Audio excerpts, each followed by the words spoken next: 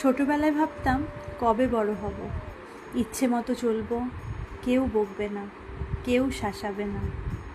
বড় হলেই নাকি জীবন হবে স্বাধীন, সব কিছু হবে নিজের মতো। কিন্তু বড় হয়ে বুঝলাম স্বাধীনতার সঙ্গে আসে দায়, আনন্দের সঙ্গে আসে একাকিত্ব। ছোটবেলার সেই খেলাঘর হারিয়ে গেছে, হিসেব নিকেশ ভরা এক পৃথিবী এসে গেছে।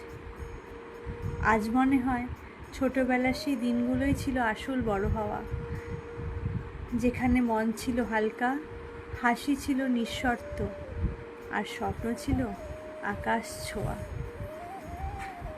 কলমে মেহবুব সর্দার সবুজ।